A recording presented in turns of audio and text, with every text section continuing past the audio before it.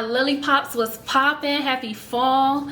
The purpose of this video is not only to document my natural hair journey and share that with you all, but also throughout the video I will be trickling through those gems that I learned along my different phases of the journey. So keep watching if you want to see how I went from 2014 barely having hair that was underneath my ear to now 2019. Keep watching.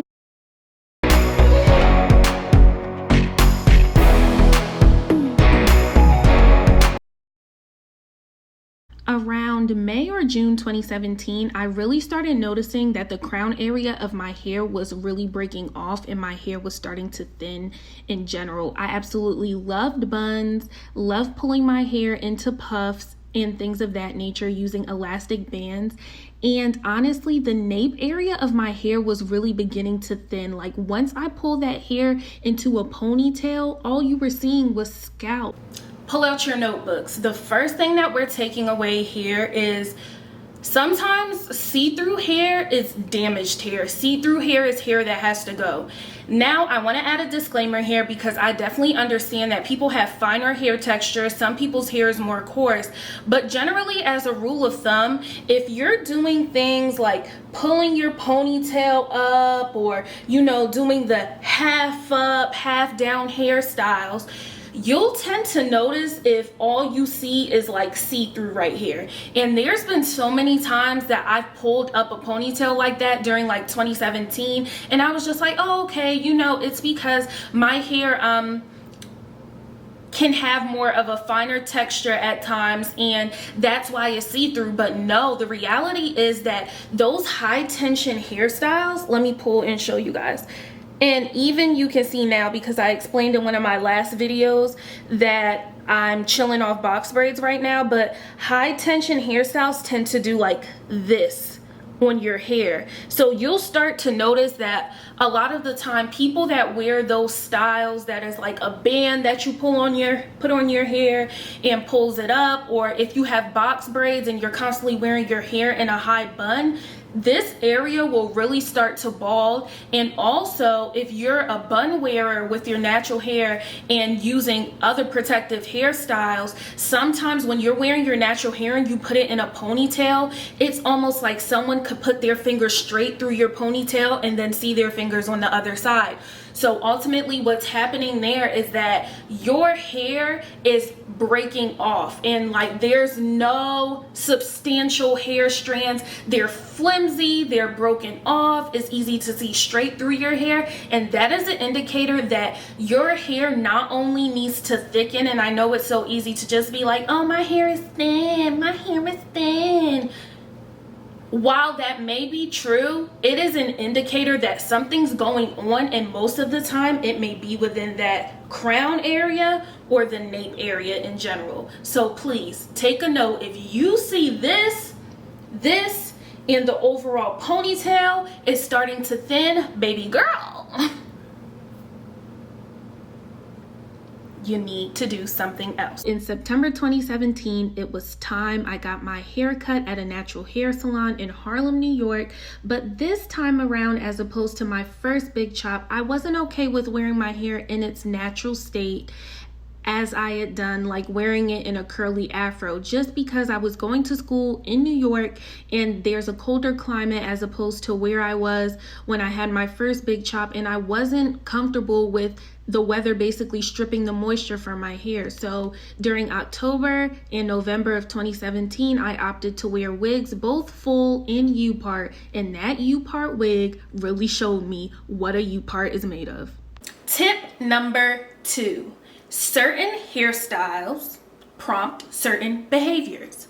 And I really think that this is something that has gotten lost in translation as these hairstylists have begun slaying up anything under the sun. You literally can walk in and say, give me a mohawk with lemonade braids with a box braid at the front and a dread at the side, and there's a stylist that will be able to make that look dope. Now, what people need to understand is any hairstyle that you get will prompt a certain behavior. So even you see I'm just rocking my hair out in this like twist out afro, and I've I'm having that tendency to want to fluff out my hair and things of that nature. When you're wearing your hair down and it brushes against your shoulders, that's pretty much triggering towards your hair. Oh, let that clothes grip onto your hair and pull it out, and you'll probably see little specks of hair left on your clothes. And while it's not a hairball of hair coming out, please understand that those little strands start to add up until you start to see thinness, until you're seeing breakage, your hair is getting shorter and things of that nature. And so when you're getting things like a sew-in, like in the last clip, I had a U-part sew-in. I should have realized, yes, the U part is cute and it's dandy and I've got a little bit of my real hair out, but having that real hair out means that I want to grab those flat irons and make sure that I am not walking outside of the house with one hair texture on the top and silky hair texture on the bottom. And this is something that also applies to guys as well, or any individual that has more of the shorter cuts and things of that nature.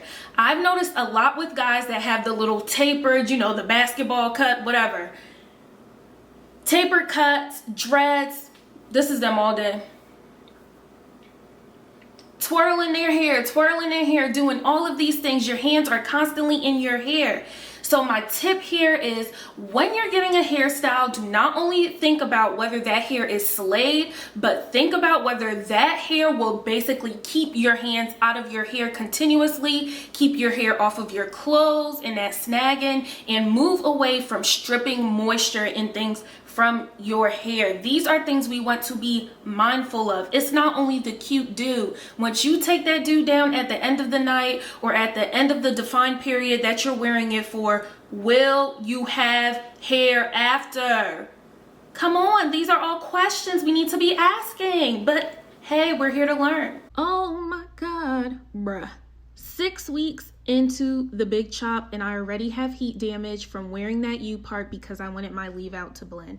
This is why we need to be mindful, but it's okay. I self-corrected and decided to put box braids into my hair to just stay away from touching my hair at that moment, and then decided in January that it was time for my first growth check. So I got my hair flat ironed at a hair salon in Philly, and I really wasn't noticing length at this point, but I realized that my hair started to thicken. But again, I didn't want to be playing in my hair to maintain that like press and curl. So I went and got faux locks. Jesus, who told me to do that?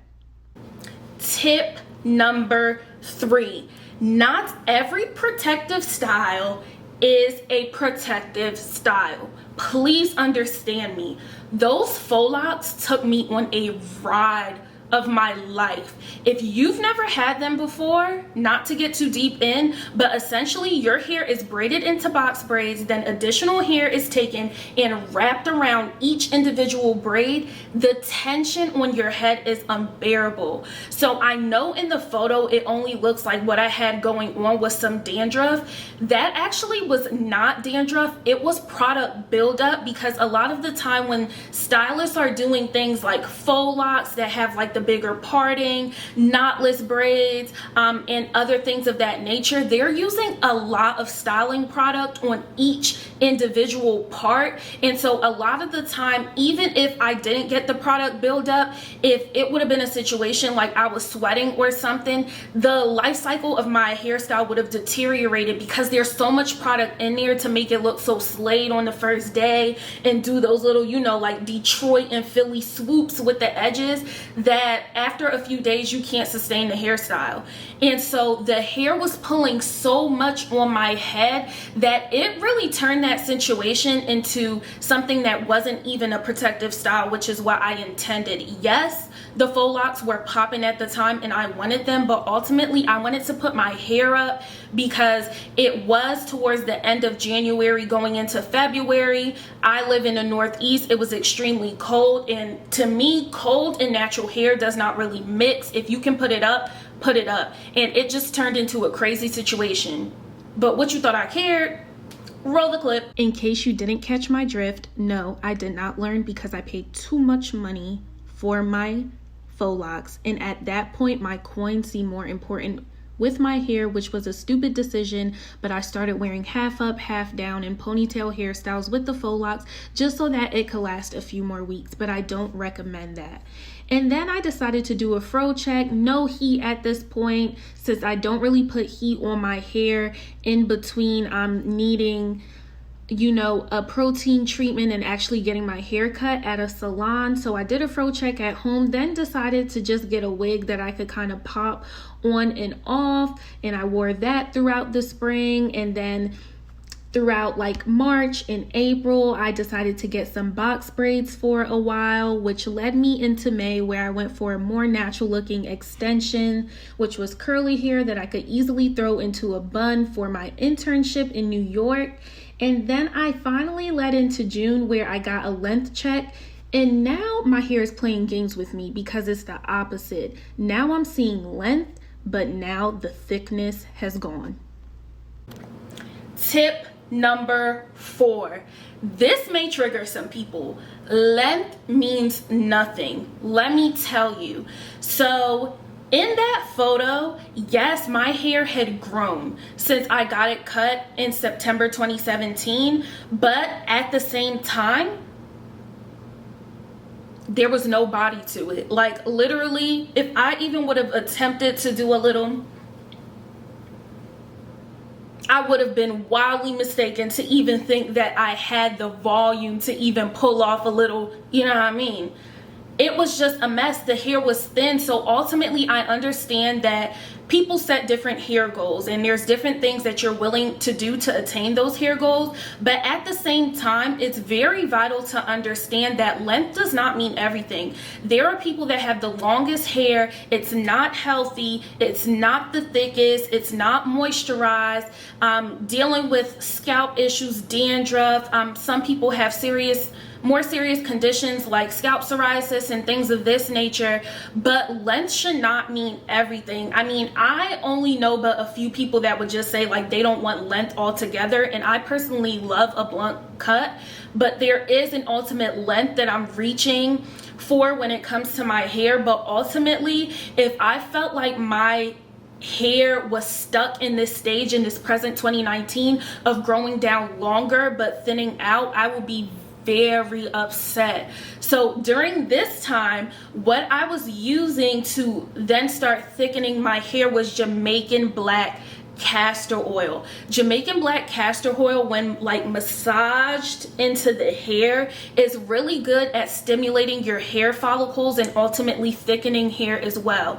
And the fact that Jamaican black castor oil does this is so amazing to me, because honestly, thickening hair is one of the harder hair goals to achieve, in my opinion. People sometimes have naturally thin hair, and then also there are some products that, you know, claim to thicken hair, and I'm talking about products such as shampoos and conditioners and things of that nature. But honestly, it's not only the product, it's the actual activities that you're willing to do to stimulate that growth as well. So whether you just want to do a scalp massage with the black castor oil using your hands, there are now scalp massagers as well. Whether you have someone that's willing to massage your scalp for you, that will be great too. But please understand, length is not everything.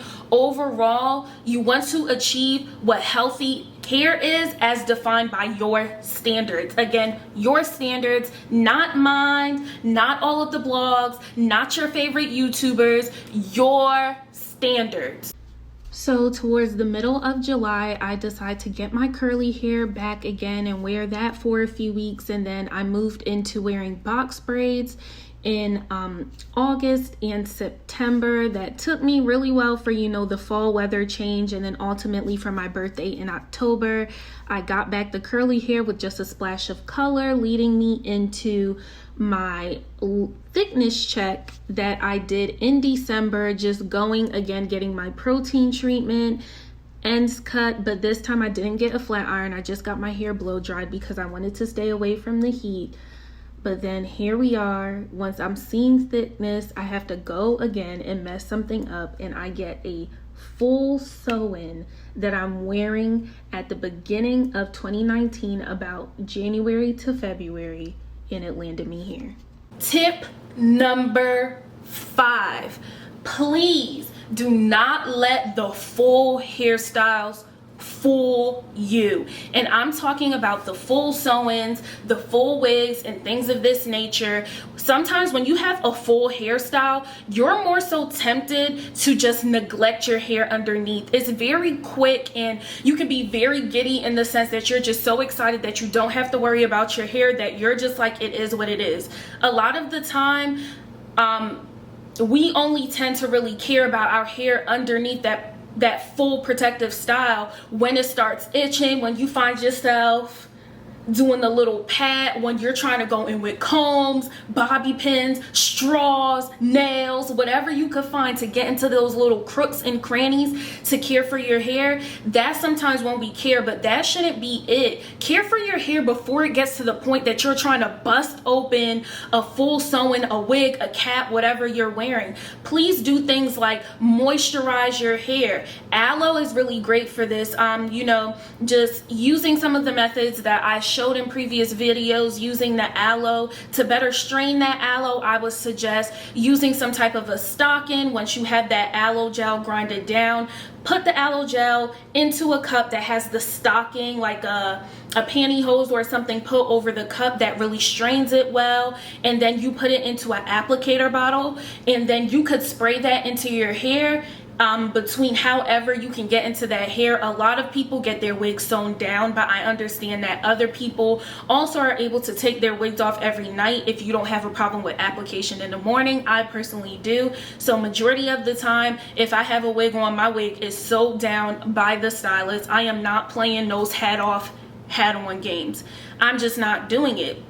But care for your hair underneath. You can wash your hair when it's in a protective style. Me personally, when it came to washing my hair in protective styles, this is something that I would go to a salon and get done. I've been to different salons, and some salons do like sew-in and wig maintenance for like $40, I would say, to $60 has been the general range that I've seen, and they ultimately will wash your hair, getting under to those cornrows that we have, and do a treatment for you as well, and then you could decide what you want the style to be for the hair. So that's something that you can get into your regimen as well, just to make sure that you're caring for your hair underneath and it's not completely neglected. Because honestly, one of the worst feelings ever is to put in a protective style, ultimately hoping that your hair grows, and you take out your hair and you're dealing with something like a thinned crown, like you will see in the next clip.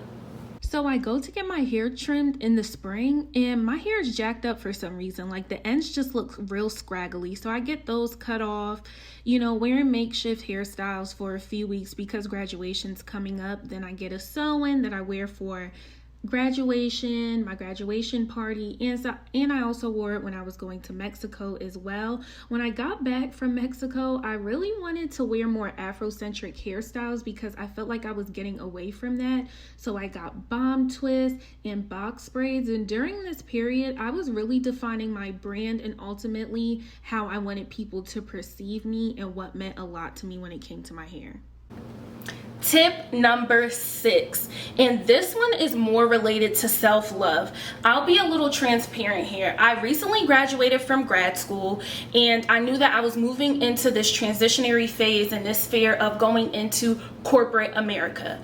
And so in going through that phase, I was not really sure on what to do with my hair and what brand I wanted to embody when going into a new space. And that was not by any means through any pressure or any cultural feeling that I got at my current workplace. That was not it. It was just more so like, I understand that I'm in a field that's not really heavily dominated by, you know, people that look like me, and I really wasn't sure if I was comfortable with going in with the more Afrocentric vibe, wearing my natural hair, being okay with box braids, twists, and things of that nature. We're going on a trip. Plane, come on, go by. Anyways, I wasn't really sure if I was comfortable with showing that more Afrocentric side of me, which honestly, when I had to sit back and think of it, it was very stupid because, Lily Pop, if you don't think that they can see what you are, then girl, were you even ready to graduate? Is the common sense there? And I say all that to say, label your brand, own your brand. Please understand, if that is you, let it be you. There are still certain things related to appearance that are just not appropriate in a corporate setting, especially, and you have to consider the industry that you're in. In my industry, it wouldn't be, I guess, deemed okay if one day I had green hair, the next day I had light pink, then I came in with orange and things of that nature. It would kind of get looks, and by my standards, it may not always be professional. But please understand that you should never completely change and be at this point where you're like, oh, I'm gonna wear my hair straight, or I'm gonna get a full sew-in, not because I really want to, but because, you know, I don't want to put my foot on society's neck too early. No, I wear my hair this certain way. I carry myself professionally. My intellect pushes through whenever I speak to someone. I know how to carry myself. I know how to represent a brand of not only who I am as a person, but to embody the brand of my organization as well, and always put a best foot forward. So I say all of that to say, wear your hair how you want to wear your hair. It's its natural state. It is you. People can say what they want. I understand that first impressions are everything, and people will do things like label you by your hair or even label you by your skin tone. But please understand, if that person is going to label you, that's ignorance on their end. Do not make it become an insecurity on your end. So that is something that I had to learn for myself. I am very happy that I have elected to embrace my hair in braids, bomb twists, everything else, natural puffs. I haven't done this at work yet, so maybe I'll challenge myself to do that before the end of the year as well too. But please, my lily pops, just love on yourself. I love you guys. I hope that you comment, like, turn on the post notifications, and subscribe as well. And just understand that we are popping off. We are embodying who we are. And now for the moment of truth, to see what my hair is like in 2019 with a flat iron. Love you guys.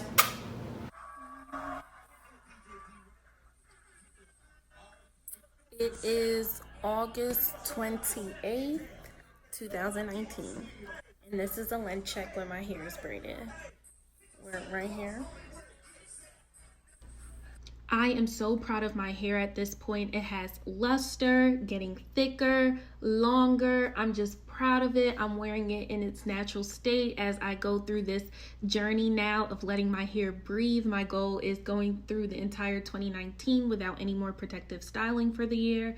And I'm just happy at this point. I'm proud. You should be proud of your hair, whether you're jacking your hair up and trying to get on track, or whether you're going well and just wanted some more inspiration. I'm happy to be that for you. My lily pops, pop off.